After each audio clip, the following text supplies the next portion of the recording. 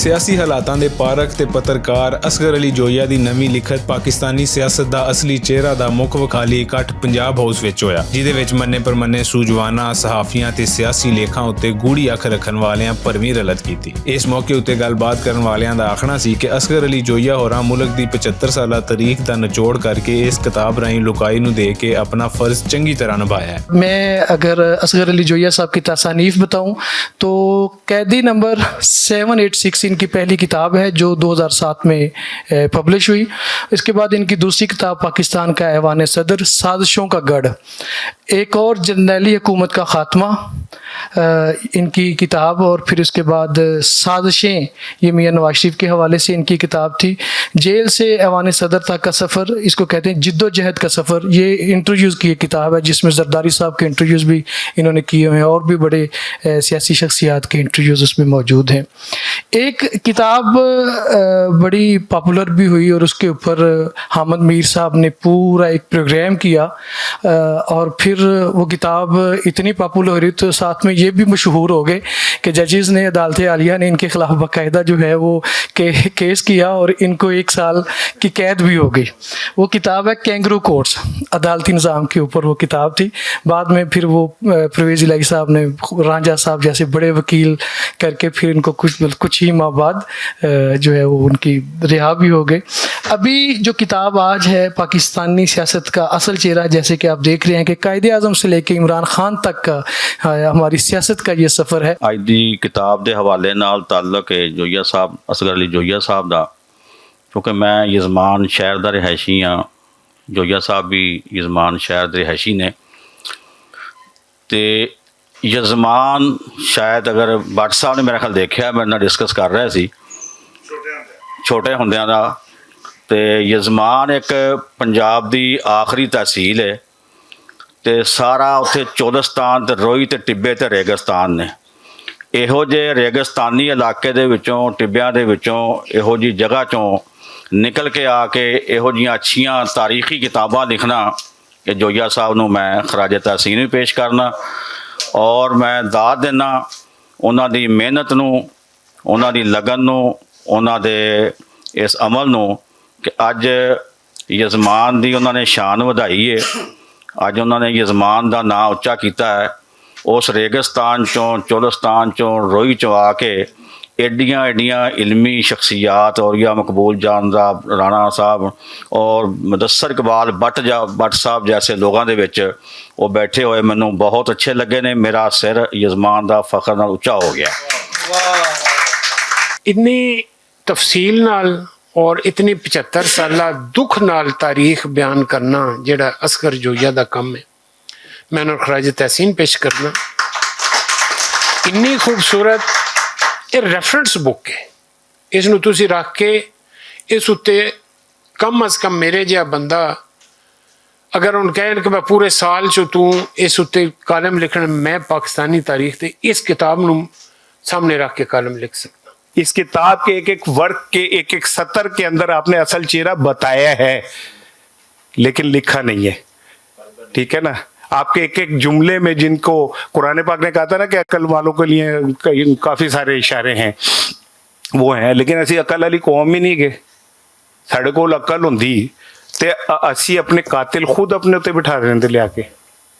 अगर हम अक्लमंद होते तो क्या हमारी औकात वो गोल मेज़ों के ऊपर खाने रख के और हमारे साथ जमहूरियत की बातें करना होती? हम अकल ही तो नहीं रखते और अनफॉर्चुनेटली अकल भी नहीं रखते और गैरत और शऊर भी नहीं रखते। अगर रखते होते तो आज पाकिस्तान का ये हाल ना होता जो आज हमारा हो गया। जितों तिकर जोया साहब दी इस तसनीफ दा मामला है तो मैं समझदा हाँ कि इस सारे मामले नूं, इस 76 साला तारीख नूं जिस तरह इन्हां रकम कीता है, उन्होंने असी शकीब जलाली दे 2 मिसरियां दे विच भी बयान कर सकने हैं। आके पत्थर तो मेरे सहन में 2-4 गिरे, जितने इस पेड़ के फल थे फसे दीवार गिरे। ते साडा जड़ा आम आदमी है, जड़ा 76 साल तो इस अशराफिया अपने कंधे ते अपने गर्दन ते सवार करके मर मर के ਮਰ ਮਰ ਕੇ ਸਫ਼ਰ ਕਰ ਰਿਹਾ ਹੈ, ਅੱਜ ਵੀ ਉਹਦਾ ਕੋਈ ਪੁਰਸਾਨੇ ਹੱਲ ਨਹੀਂ ਹੈ। ਅੱਜ ਵੀ ਉਹਦੇ ਦਸਤਰਖਾਨ ਤੋਂ ਇਹ ਅਸ਼ਰਾਫੀਆ ਆਪਣੇ ਕੇਕ ਦਾ ਬੰਦੋਬਸਤ ਕਰਨ ਵਾਸਤੇ ਉਹਦੀ ਰੁੱਖੀ ਸੁੱਖੀ ਰੋਟੀ ਖੋ ਰਹੀ ਹੈ। ਉਹਦੀ ਜਿਹੜੀ 2 ਵੇਲੇ ਦੀ ਰੋਟੀ ਸੀ ਉਹ 1 ਵੇਲੇ ਤੱਕ ਮਹਿਦੂਦ ਹੋ ਗਈ, ਲੇਕਿਨ ਅਸ਼ਰਾਫੀਆ ਦੇ ਕੇਕ ਦਾ ਘਾਟ ਨਹੀਂ ਹੋਇਆ, ਉਹ ਨਹੀਂ ਘਟਿਆ, ਉਹ ਉਸੇ ਤਰ੍ਹਾਂ ਹੀ ਹੈ। ਉਹਦੀ ਬਦਮਾਸ਼ੀਆ, ਅਸ਼ਰਾਫੀਆ ਦੀ ਬਦਮਾਸ਼ੀਆ ਜਿਹੜੀ ਹੈ, ਇਹ ਵੀ ਇੱਕ ਤਰ੍ਹਾਂ ਸਾਨੂੰ ਇਹ ਵੀ ਲਫ਼ਜ਼ ਅਜੇ ਜਿਹੜੇ ਨੇ ਸਾਰ ਰਾਣਾ ਸਾਹਿਬ ਦੇ ਕਾਲਮਾਂ ਤੋਂ ਲੱਭਦੇ ਨੇ। ਉਹਦੀ ਬਦਮਾਸ਼ੀਆ ਦੀ ਜਿਹੜੀ ਇੱਕ ਉਹਦੇ ਪੰਜੇ ਜਿਹੜੇ ਨੇ ਇਸ ਸਮਾਜ ਦੇ, ਸਾਡੇ ਰਿਆਸਤ ਦੇ ਸ਼ਾਹ ਰਗ ਤੇ ਜਿਸ ਤਰ੍ਹਾਂ 76 ਵਰੇ ਪਹਿਲਾਂ ਸਨ, ਉਹ ਅੱਜ ਵੀ ਉਂਝ ਨੇ। ਖੂਨ ਦੇ ਦੇ ਕੇ, ਖੂਨ ਪਿਆ ਪਿਆ ਕੇ ਇਸ ਅਸ਼ਰਾਫੀਆ ਨੂੰ ਪਾਲ ਪਾਲ ਕੇ, ਜਿਨ੍ਹਾਂ ਦਾ ਮੁਸਤਕਬਿਲ, ਜਿਨ੍ਹਾਂ ਦੇ ਬਾਲਾਂ ਦਾ ਮੁਸਤਕਬਿਲ ਦਿਆਰੇ ਗੈਰ ਹੈ, ਸਮੁੰਦਰ ਪਾਰ ਨੇ, ਉਹਨਾਂ ਨੂੰ ਪਾਲ ਪਾਲ ਕੇ ਰਿਆਸਤ ਅਜ ਇੰਨੀ ਕਮਜ਼ੋਰ ਹੋ ਗਈ ਹੈ ਕਿ ਇਹਦੇ ਵਜੂਦ ਉੱਤੇ ਵੀ ਸਵਾਲ ਉੱਠ ਰਹੇ। ਮੁਕਰਰੀਨ ਦਾ ਆਖਣਾ ਸੀ ਕਿ ਮੁਸੰਨਫ ਨੇ ਸਿਆਸੀ ਹਾਲਾਤਾਂ ਦਾ ਬਿਹਤਰੀਨ ਤਜਜ਼ੀਆ ਕੀਤਾ ਤੇ ਕਿਸੇ ਥਾਵੇਂ ਝੋਲ ਨਹੀਂ ਮਾਰੀ। ਉਹਨਾਂ ਦੇ ਲਿਖਣ ਦਾ ਅੰਦਾਜ਼ ਭਰਪੂਰ ਤੇ ਜਾਮੇ ਹੋਣ ਦੇ ਨਾਲ ਕਾਟਦਾਰ ਵੀ। ਇਹ ਕਿਤਾਬ ਸਾਡੇ ਨੌਜਵਾਨਾਂ ਨੂੰ ਜ਼ਰੂਰ ਪੜ੍ਹਨੀ ਚਾਹੀਦੀ ਹੈ ਤਾਂ ਜੇ ਨਵੀਂ ਨਸਲ ਦੇ ਤਾਰੀਖੀ ਮੁਗਾਲਤੇ दूर हो सकन। ये किताब कल से मेरे पास है और मैं किसी मुबालगे के बगैर कह रहा हूँ कि इस किताब में मेरा दामन पकड़ा हुआ है। ये बहुत खूबसूरत, बहुत कम ऐसा होता है कि आप 75 साल की अलमिये की दास्तान जो है चंद सफ़ात में मुकम्मल कर लें। इस किताब में जोया साहब ने इस सारी तारीख का दुख समो के रख दिया है और मैं कायद आज़म की उस बीमारी के वाक़यात और उसके दौरान होने वाली गुफ्तगू से लेके आगे तक और फिर इमरान खान की सारी की सारी अब तक की सूरत हाल को मैं देख रहा था, तो मैं सोच रहा था कि इस किताब में जोया साहब ने सिर्फ और सिर्फ पाकिस्तान की सियासत का चेहरा नहीं दिखाया, पाकिस्तान के बेबस और मजलूम अवाम का भी चेहरा दिखाया है कि जिन्हों को हमेशा तसल्ली, दिलासा, नारा और उसके साथ साथ धोखा, ये मुसलसल धोखे की दास्तान है। और सही बात क्या है कि पाकिस्तानी सियासत का असल चेहरा, मेरा ख्याल में कि कहना नहीं चाहिए था इनको कि ये सियासत से ज़्यादा उस मकरू हाथों का चेहरा है कि जिन्होंने ये सियासत तख्लीक की है। ਜਿਹੜਾ ਤੁਸੀਂ ਅਸਲ ਚਿਹਰਾ ਕਹਿੰਦੇ ਹੋ ਪਾਕਿस्तानी सियासतदाना ਦਾ, सूफी तबस्सम ने बड़ा खूबसूरत किया है। सूफी तबस्सम ने चेहरे ਉਹਨੇ ਵੀ ਬੜੇ ਨੰਗੇ ਕੀਤੇ ਨੇ, तो ਅੱਜ ਕੰਮ ਆ ਰਿਹਾ। ਉਹ ਕਹਿੰਦਾ ਐਡਾ ਗਰਮ ਬਾਜ਼ਾਰ ਸੀ ਜ਼ਿੰਦਗੀ ਦਾ, ਇੱਥੇ ਜੋ ਆਏ ਮੇਰੀ ਜਾਨ ਵਿਕ ਗਏ। ਐਡਾ ਗਰਮ ਬਾਜ਼ਾਰ ਸੀ ਜ਼ਿੰਦਗੀ ਦਾ, ਇੱਥੇ ਜੋ ਆਏ ਮੇਰੀ ਜਾਨ ਵਿਕ ਗਏ। ਇੱਥੇ ਵਿਕੇ, ਮੈਂ ਇਜਾਜ਼ਤ ਨਾਲ ਇੱਥੇ ਵਿਕੇ ਨਾਜ਼ਮੁਲ ਆਜਜ਼ੀ ਦੇ, ਇੱਥੇ ਵਿਕੇ ਨਾਜ਼ਮੁਲ ਆਜਜ਼ੀ ਦੇ, ਇੱਥੇ ਕੁਫਰ ਦੇ ਭਾ ਈਮਾਨ ਵਿਕ ਗਏ। ਇੱਥੇ ਕੁਫਰ ਦੇ ਭਾ ਈਮਾਨ ਵਿਕ ਗਏ। ਇੱਥੇ ਵਿਕੇ ਜੋਬਨ ਯੂਸਫਾਂ ਦੇ, ਇੱਥੇ ਵਿਕੇ ਜੋਬਨ ਯੂਸਫਾਂ ਦੇ, ਇੱਥੇ ਕੁਫਰ ਦੇ ਭਾ ਈਮਾਨ ਵਿਕ ਗਏ। ਇੰਨਾ ਜ਼ੋਰ ਪਿਆ ਗਾਹਕਾਂ ਦਾ, ਇੰਨਾ ਜ਼ੋਰ ਪਿਆ ਆਨ ਗਾਹਕਾਂ ਦਾ। ਰੇਟ ਨਹੀਂ ਸਾ ਲੱਗੇ ਅਸੈਂਬਲੀ ਦੇ, ਉਹ ਸਾਡਾ ਹੀ ਲੱਗਾ ਨਾ, ਉਹ ਅਸੀਂ ਇਹਨਾਂ ਨੂੰ ਘੱਲਿਆ ਸੀ ਨਾ। ਇੰਨਾ ਜ਼ੋਰ ਪਿਆ ਗਾਹਕਾਂ ਦਾ, ਮਾਲਕ ਆਪ ਸਣੇ ਦੁਕਾਨ ਵੇਚ ਗਏ। ਮਾਲਕ ਆਪ ਸਣੇ ਦੁਕਾਨ ਵੇਚ ਗਏ। ਇਹ ਜਿਹੜਾ ਇਸ ਕਿਤਾਬ ਵਿੱਚ ਇਹਨਾਂ ਨੇ ਦਰਦ ਬਿਆਨ ਕੀਤਾ ਹੈ ਨਾ ਜੀ, ਉਹ ਬੁਨਿਆਦੀ ਤੌਰ ਤੇ ਨਿਸਬਤੀ ਹੈ ਨਾ ਜੀ ਇਸ ਮੁਲਕ ਦੇ ਨਾਲ, ਜਿਹੜੀ ਤੁਹਾਡੀ ਔਰ ਮੇਰੀ ਹੈ। ਅਸੀਂ ਆਪਸ ਵਿੱਚ ਜਿਤਨਾ ਮਰਜ਼ੀ ਤਲਖ ਬੋਲਦੇ ਰਹੀਏ ਇਸ ਮੁਲਕ ਦੇ ਬਾਰੇ, ਜਿੰਨਾ ਇਹਨੂੰ ਕੋਸਦੇ ਰਹੀਏ, ਉਹਦੇ ਮੁਹਰਕਾਤ, ਉਹਦੀ ਬੁਨਿਆਦੀਆਤ, ਮਰਕਜ਼ੀ ਕਿਰਦਾਰ ਜੋ ਵੀ ਹੋਣ, ਲੇਕਿਨ ਇੱਕ ਗੱਲ ਤਾਂ ਮੈਂ ਬੜਾ, ਮੇਰਾ ਕਈ ਹਜ਼ਾਰ ਮਰਤਬਾ ਦਾ ਤਜਰਬਾ ਹੈ ਕਿ ਜਿਸ ਟਾਈਮ ਤੇ ਵੀ ਪਾਕਿਸਤਾਨ ਤੋਂ ਬਾਹਰ ਕੋਈ ਆਦਮੀ ਕਮਜ਼ੋਰ ਗੱਲ ਕਰ ਰਿਹਾ ਹੁੰਦਾ ਹੈ, ਤੇ ਉਹ ਆਪਣੇ ਮੁੰਡੇ ਦੀ ਜਿਹੜੀ ਹੁੰਦੀ ਹੈ ਨਾ ਐਪ ਜੋਈ ਵਾਲੀ ਗੱਲ ਹੁੰਦੀ ਹੈ, ਉਹਦਾ ਨਕਸ ਬਿਆਨ ਕਰਨਾ ਹੁੰਦਾ ਹੈ ਕਿ ਤੁਸੀਂ ਖੁਦ ਤਾਂ 1 ਘੰਟਾ ਉਹਦੇ ਐਪ ਤੇ ਗੁਫ਼ਤਗੂ ਕਰ ਸਕਦੇ ਹੋ, ਲੇਕਿਨ ਜੋ ਹੀ ਤੁਹਾਡੇ ਮੁੰਡੇ ਦੇ ਬਾਰੇ ਕੋਈ ਹੋਰ ਬੰਦਾ ਕਹਿੰਦਾ ਨਾ ਕਿਸੇ 'ਚ ਫਲਾਂ ਚੀਜ਼ ਬੜੀ ਖਾਮੀ ਹੈ, ਵਕਤ ਦਾ ਪਾਬੰਦ ਨਹੀਂ ਹੈ ਜੀ, ਵਾਦਾ ਖਿਲਾਫ ਹੈ ਜੀ, ਸੱਚ, ਤਾਂ ਤੁਹਾਨੂੰ ਇੰਝ ਲੱਗਦਾ ਜਿਵੇਂ ਉਹਨੇ ਦੁਨੀਆ ਦੀ ਸਭ ਤੋਂ ਵੱਡੀ ਜ਼ਿਆਦਤੀ ਕਰ ਦਿੱਤੀ। ਤਾਂ ਪਾਕਿਸਤਾਨ ਨਾਲ ਵੀ ਸਾਡਾ ਇਸ ਤਰ੍ਹਾਂ ਦਾ ਰੋਮਾਂਸ ਹੈ ਜੀ, ਬਹੁਤ ਸਾਦਾ ਜੀ ਔਰ ਸਿੰਪਲ ਜੀ ਗੱਲ ਹੈ। ਮੇਰਾ ਤਾਂ ਇੱਕ ਬੜਾ ਈਮਾਨੀਆਤ ਦੀ ਹੱਦ ਤੱਕ ਯਾਨੀ ਇਸ ਗੱਲ ਦੇ ਉੱਤੇ ਯਕੀਨ ਹੈ ਕਿ ਇਹ ਮੁਲਕ ਜਿਹੜਾ ਨੇ ਇੰਜ ਜਿਵੇਂ ਜੋਗਰਾਫਿਆਈ ਇੱਕ ਹੁੰਦਾ ਹੈ ਨਾ ਜਖੜ ਚੱਲਦਾ ਤੁਸੀਂ ਕੁਝ ਮੁਲਕ ਬਣ ਜਾਂਦੇ ਨੇ, ਇਹ ਮੁਲਕ ਇਸ ਤਰ੍ਹਾਂ ਨਹੀਂ ਬਣਿਆ। ਔਰ ਜਿਸ ਮੁਲਕ ਨੂੰ ਇਤਨੇ ਆਲਾ ਅਰਫਾ ਮਕਾਸਦ ਦੇ ਤਹਿਤ ਅੱਲਾਹ ਤਾਲਾ ਨੇ ਜ਼ਮੀਨ ਦੇ ਉੱਤੇ ਅਲੀਕਿਆ ਹੈ ਨਾ, ਉਹਦੀਆਂ ਲਕੀਰਾਂ ਇਤਨੀਆਂ ਕਮਜ਼ੋਰ ਨਹੀਂ ਕਿ ਕੋਈ 10-20 ਸਾਲ 30 ਸਾਲ 50 ਸਾਲ ਦਾ ਕੋਈ ਸਪੈਲ ਆ ਜਾਏ ਔਰ ਉਹ ਲਕੀਰਾਂ ਜਿਹੜੀਆਂ ਉਹ ਖਤਰੇ 'ਚ ਪੈ ਜਾਣ।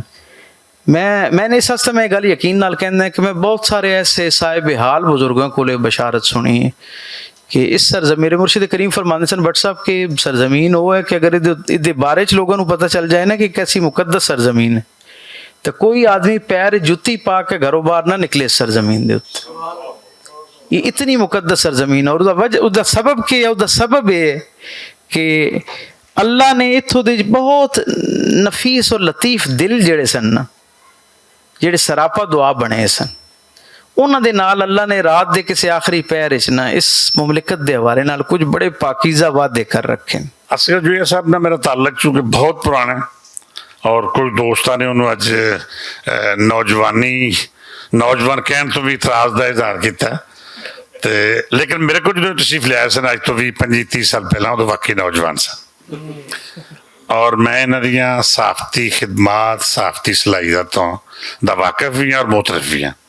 ਮੈਂ ਸਮਝਦਾ ਕਿ ਇਹਨਾਂ ਦੀਆਂ ਪਹਿਲੀਆਂ 7-8 ਕਿਤਾਬਾਂ ਵੀ ਔਰ ਮੌਜੂਦਾ ਕਿਤਾਬ ਵੀ ਇਸ ਗੱਲ ਦੀ ਅਕਾਸੀ ਕਰਦੀ ਹੈ ਕਿ ਉਹ ਹਾਲਾਤ ਹਾਜ਼ਰਾ ਦਾ ਜਾਇਜ਼ਾ ਲੈਣ ਲੱਗਿਆ ਆਪਣਾ ਜ਼ਹਿਨ ਤੇ ਅਕਲ ਇਸਤੇਮਾਲ ਕਰਦੇ ਨੇ ਔਰ ਮੈਂ ਤਵੱਕੋ ਕਰਨਾ ਕਿ ਉਹ ਆਪਣੀਆਂ ਇਹਨਾਂ ਸਲਾਹੀਅਤਾਂ ਨੂੰ ਬਰੂਕਾਰ ਲਿਆਉਂਦੇ ਰਹਿਣਗੇ ਔਰ ਉਹਨਾਂ ਦੀ ਇਹ ਕਿਤਾਬ ਆਖਰੀ ਕਿਤਾਬ ਨਹੀਂ ਹੋਏਗੀ, ਯਕੀਨਨ ਉਹ ਲਿਖਣਗੇ ਔਰ ਸਾਨੂੰ ਉਹਨਾਂ ਤੋਂ ਇਸਤਫਾਦਾ ਕਰਨ ਦਾ ਮੌਕਾ ਮਿਲੇਗਾ।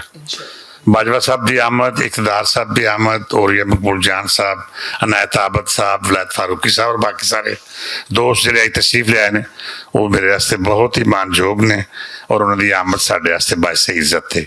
पंजाब हाउस बुनियादी तौर पर असीं पंजाबी तकारीब का एहतमाम करने, लेकिन असगर जोया साहब ने मुहब्बत का तकाजा सी कि उन्होंने उर्दू किताब भी साढ़े वास्ते बहुत मानयोग और खूबसूरत सी, लिहाजा असीं उनका प्रोग्राम का एहतमाम किया और मैं समझना कि बड़े हंगामी हालात असीं 4-5 दिन पहले अनाउंस किया और इंशाअल्लाह ये तकारीब होंदियां रहणगियां और असीं तवक्को करने हैं कि जो ये साहब इस तरह लिखते रहेंगे और काम करते रहेंगे।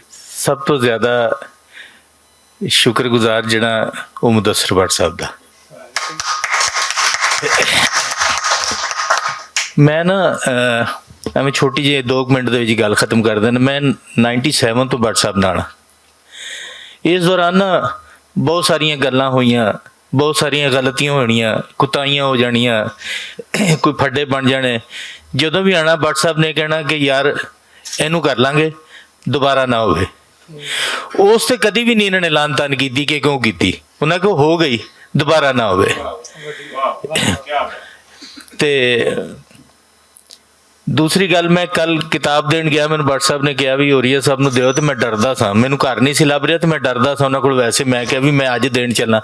मैं कल गया तो उन्होंने कहा कि मैं किताब तेरी PDF तू मैनूं भेजी सी ते मैं देख लईए, लेकिन मैं कल जिहड़ी उत्थे तकरीर करनी है ना, सारियां एजेंसियां तेरे पिछे ला के आनियां ने, तू मैनूं 8 साल तो बाद मिलिया आगे। मैं कहा सर मैं तो वैसे ही मजदूर जिहा बंदा वां, ते मैं भट्ट साहब की हद तक आना, मैं लाहौर आना तो मैं मेरी कोशिश होंदी है कि मैं इत्थे आ जावां 2-4 मिनट 10 मिनट जिन्ना भी टाइम जो भी होवे। तमाम दोस्तां नूं शुक्रिया तुहाडा, बहुत बहुत शुक्रिया। किताब की सराहना करन दा भी शुक्रिया जिन्हां जिन्हां ने कीती। पंजाब हाउस विच होण वाला ये भरवां इकट्ठ इस दुआ उत्ते मुक्किया कि रब ताला साडे देश दीआं मुश्किलां आसान करे ते इहनूं तरक्की दी राह पावे। कैमरामैन सईद अली कैसर दे नाल रिजवान असगर भट्ट, पंजाब हाउस, लाहौर।